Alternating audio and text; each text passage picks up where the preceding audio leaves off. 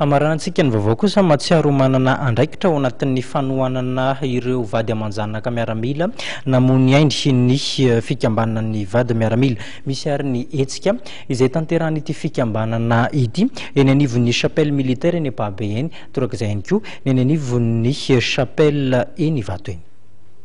Nisokatra nanomboka androany ny hetsika tolotalana izay karakarain'ny fikambanana vady miaramila na fivamia. Ireo fanampiana rehetra azo amin'ny hetsika dia entina hanohanana amin'ny vady aman-janak'ireo miaramila namono ainy teo am-perinasa. Ny vola voangona sy ny fitaovana zany dia omena ny tompon'andraikitra ao miaramila, zany hoe misy sokotena ao amin'ny fivamia manatitra azy amin'ny toerana anankiray amin'izay lisen'ny miarambona. Tsy voatery ho any atsimo rehetra fa hatrany Tsoromandry zao izany eritreretinay any Belo Sibitsirikena tena ilena daholo. Mandray ny fanampiana rehetra na ara-bola na ara-pitaovana amin'ny fivamia. Ny hetsika dia nanomboka androany fa 7 volana Novambra ary tsy farana raha tsy any Alahady 12 Novambra ho avy izao eny amin'ny chapelle militaire Ampahibeny.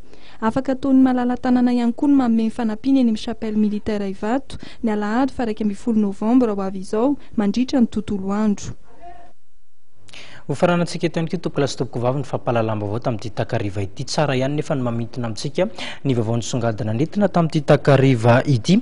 Niona tamin'ny minisitra ny serasera Andriamatoa Ary Laurent Rahajasson ny iraka avy eo anivon'ny Amnesty International mahakasika ny famahanan'ny krizy misy eto amin'ny firenena no tena votoatin-diniky ny rotoany tatao anatin'izany solombavambahoaka maromaro teo aloha no mivondrona ahitana Andriamatoa Louisette Rarmalala dia manakina ny fampandritany izay miseho any amin'ny ilany atsimonosy iny indrindra ao anatin'ny tsy fanajana ny zon'olombelona. Ireo raha fitina tompolasy tompoko vavy ny vaovao nisongadina nentina tamin'ity takariva ity ho amin'ny rapitso amin'ny 7 ariva indray ny fotoanantsika manaraka mametraka ny veloma mandrapitafa ho amin'izay indray ary veloma tompoko.